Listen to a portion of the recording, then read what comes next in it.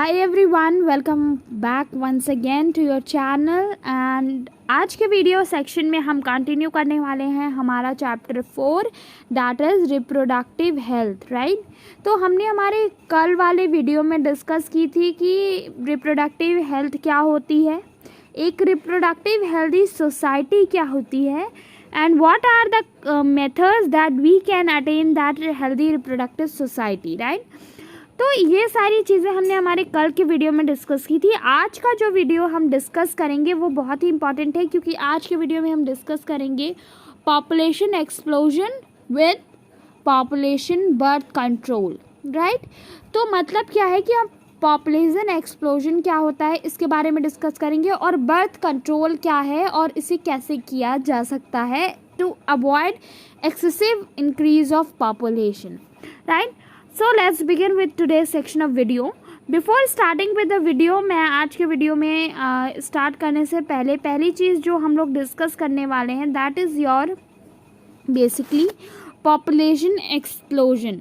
तो population explosion start करने से पहले आपको पता होना चाहिए कि पॉपुलेशन क्या होती है, ठीक है। पॉपुलेशन की डेफिनेशन क्या है, ये चीज़ें क्लियर होनी चाहिए कि एक्चुअल में पॉपुलेशन क्या होती है। तो अगर हम पॉपुलेशन की बात कर रहे हैं, if we are talking about population, right, तो पॉपुलेशन क्या होती है बेसिकली एक एरिया में एक पर्टिकुलर स्पीसीज़ के कितने इंडिविजुअल हैं उसे हम पॉपुलेशन कहते हैं। मैंने क्या कहा, मैंने ये कहा है कि अगर हम कह लें कि ये दो एरियाज़ हैं, ठीक है, और इसमें जो स्पीशीज़ रह रही है वो है स्पीशीज़ ए एंड ए, दोनों में ए स्पीशीज़ रह रही है, ठीक है।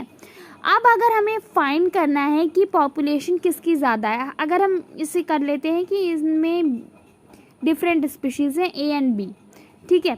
अगर हमें ये पता करना है कि इनकी पॉपुलेशन क्या है, अगर हम पॉपुलेशन की बात कर रहे हैं और हमें पता करना है कि इनकी पॉपुलेशन क्या है, तो हमें पता कैसे चलेगा रिस्पेक्टिव पॉपुलेशन के टर्म में।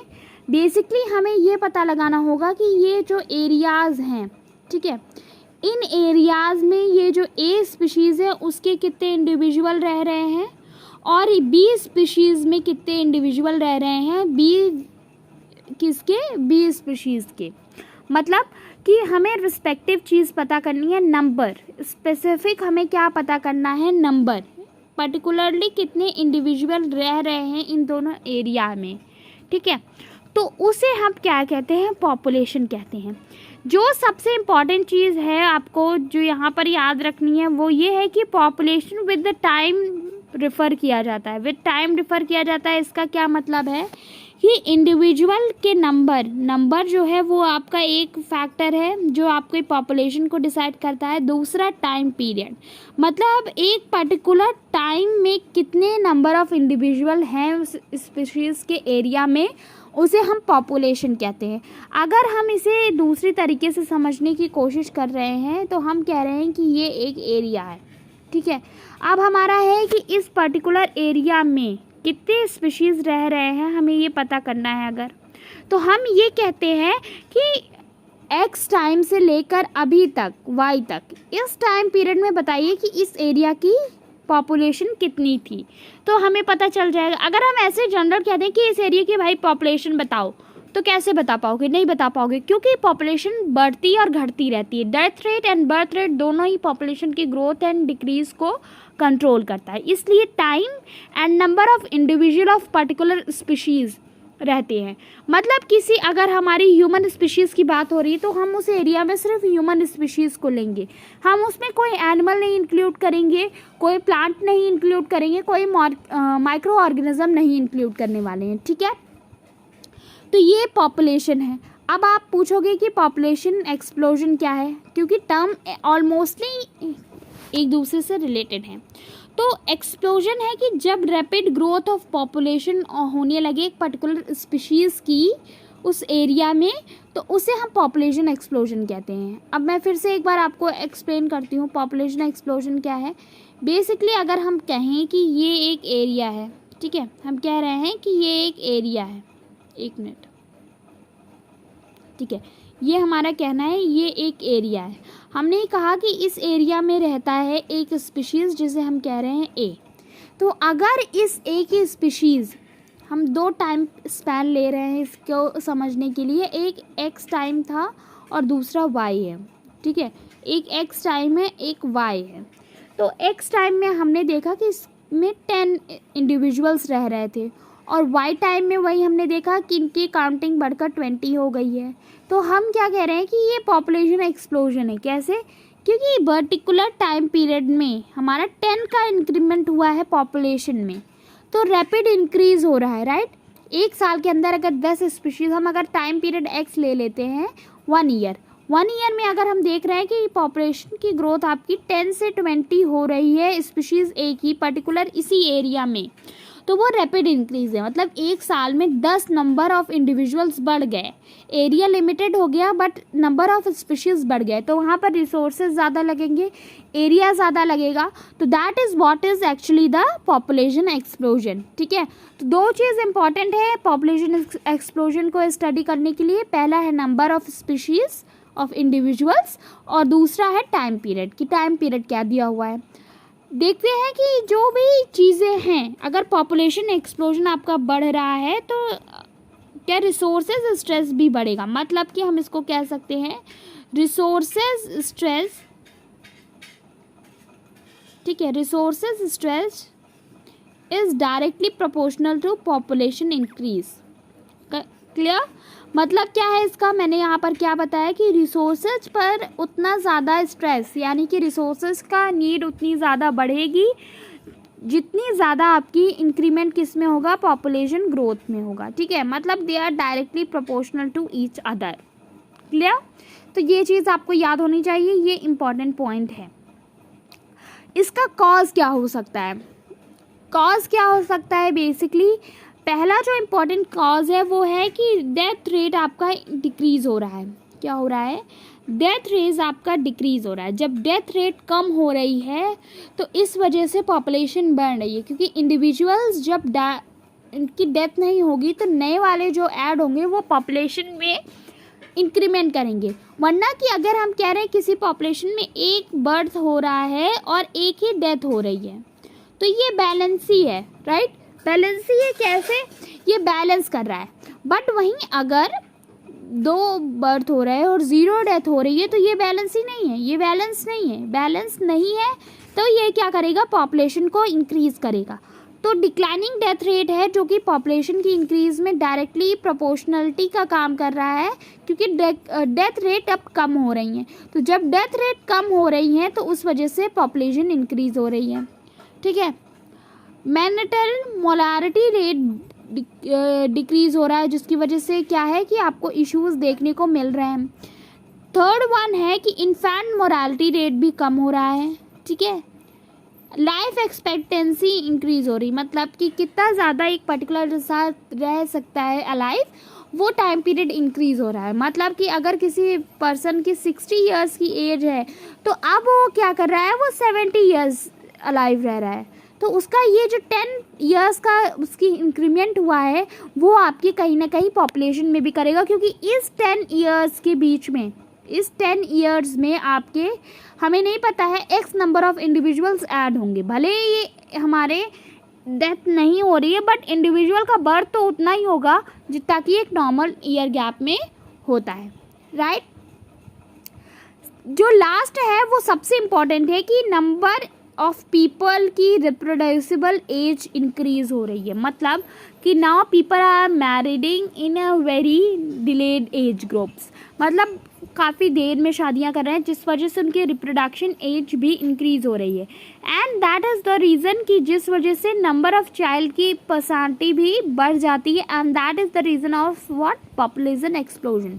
तो ये जो भी पॉइंट मैंने बताए हैं यहाँ पर पॉपुलेशन इंक्लूजन के कॉज के, they all are very important. You have to maintain the importancy of every topic, क्योंकि ये क्लियर होना बहुत इंपॉर्टेंट है कि कौन सा टॉपिक कितना डीपली आपको पढ़ना है। तो कॉज बहुत इंपॉर्टेंट है। जनरल बेसिक कॉजेज भी लिखे जा सकते हैं, but the important points from NCERT I have basically included in this section. Clear? Next जो है हम यहाँ पर देख रहे हैं, हमारा जो नेक्स्ट टॉपिक है that is of actually your methods to control population explosion, it is another important topic कि मेथड क्या है जिससे हम कंट्रोल कर सकते हैं पॉपुलेशन एक्सप्लोजन को। तो सबसे इम्पॉर्टेंट मेथड है कि स्मॉलर फैमिलीज़, अगर प्रमोशन हो रहा है कि छोटी फैमिलीज़ रहें तो पॉपुलेशन कंट्रोल हो सकती है। क्योंकि पहले आप देखो, a single parent was having around 5 to 4 children, right? 5-6 children they were having. In my relative, I have there is a family of 8 members, right? 5 male child and 3 female childs, so it is a large number. अगर हम इसे maintain कर लेते हैं short terminologies में, तो वहाँ पर क्या है कि smart family and short family का टाइटल बढ़ सकता है। कॉन्ट्रासेप्टिव मेथड्स के बारे में awareness and their easy availability and use. तो कॉन्ट्रासेप्टिव मेथड्स जो हैं उनकी अवेलेबिलिटी ईजी होनी चाहिए, उनके बारे में लोगों का अवेयरनेस होना चाहिए, and they should be knowing what actually these contraceptive methods are, right. And the next important topic जो यहाँ पर है वो ये है, हमें इंक्लूड करना है कि there should be a legal marriage age for females and males. Earlier it was 18 years for females and 21 years for male. Now it has been somewhere changed.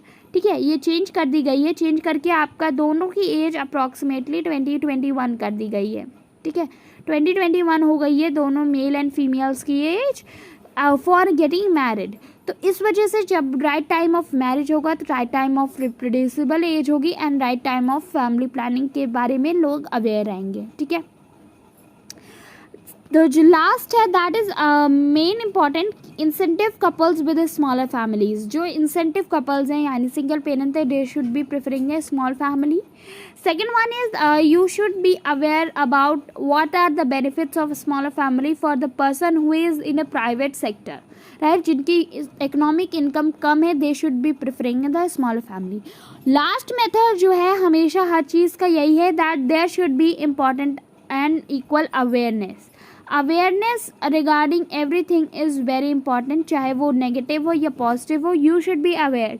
तो लोग जितना ज़्यादा अवेयर होंगे कि पॉपुलेशन एक्सप्लोजन क्या है, उसे कंट्रोल कैसे किया जाता है, what are contraceptive, what are the safe relationships, तो इस वजह से हमें इन चीज़ों को प्रमोट करना चाहिए। नेक्स्टली है what are these contraceptives. So contraceptives are some methods of using to prevent the unwanted sections of families or the pregnancy. इस तरीके में they are of various types. Various types can be of basically on the methods that is being used by you. तो सबसे पहले होता है कि question what are the ideal contraception methods. तो आइडियल कॉन्ट्रासेप्शन, आइडियल वर्ड जो है that is very important कि आइडियल सेक्शन क्या होता है। Ideal is something which is very perfect. तो इस कंडीशन में सबसे ज़्यादा है ईजी टू यूज़ होना चाहिए, that is not very complicated to use because when the things are complicated, जब चीज़ें complicated हो जाती हैं तो people start avoid करते हैं। सेकेंड है कि easily available होना चाहिए, अवेलेबिलिटी होनी चाहिए at common spaces जिससे कि लोगों को ज़्यादा सर्च ना करना पड़े। It should be effective, right. सबसे इम्पॉर्टेंट जो है वो है कि इनका इफेक्शन होना चाहिए, ऐसा नहीं है कि यूज़ करने के बाद भी कोई इशू हो।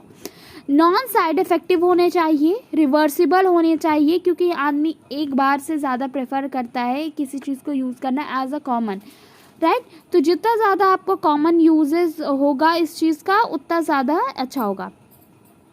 There should be no interfere between the desire of individual, right. तो किसी भी इंडिविजुअल में क्या होना चाहिए कि उनके डिज़ायर को अफेक्ट नहीं करना चाहिए। It should be like a non negotiable and non understanding part. ऐसा होना चाहिए जैसे कि हमें फील ना हो that we are using something which is not a part, right. And the last one is which is not mentioned here, you should be knowing their cost should be low. Cost low होनी चाहिए because high expensive things are and preferred by people usually, तो इसलिए cost इस चीज़ की low होनी चाहिए। Nextly if we talk about methods, तो मेथड्स हमारे 6 तरीके के मेथड्स हैं जो हम इंक्लूड कर सकते हैं इस सेक्शन में। फर्स्ट वन इज़ नेचुरल और traditional. Second one is basically a barrier. Barrier is basically the use of contraceptives. We have intrauterine devices also. Oral contraceptives are also used, injectable and implants and surgical methods. जो सबसे इसमें very important, or you can say it is which is very strong is about the surgical method, because surgical method is non reversible. तो इसको use करने के लिए हमें पूरी नॉलेज होनी चाहिए that what are the thing that we are preferring and what is actually its effect, because ये बाद में क्या है कि इसको रिवर्स नहीं किया जा सकता है. तो 6 तरीके के आपके क्या हैं कि मेथड्स हैं जो हमने अभी पढ़े हैं, 6 टाइप ऑफ मेथड्स. पहला है ट्रेडिशनल और नेचुरल मेथड, जो हमारी बॉडी में नेचुरली अकर होता है but we are aren't aware of it. Second, barrier. Third, IUDs, oral contraceptive, injectables and plants, and the last one, surgical. So in next section we will be discussing these contraceptive methods, because these are something which is needed to be understood properly, right? So हम इस section को next video में continue करने वाले हैं. आज का video आपका population explosion control and what are the contraceptive was, that's it, right? So that's all for today guys, and stay tuned for the next video, and if you like, do share with your friends so that they can also take the benefit, and do subscribe to the channel.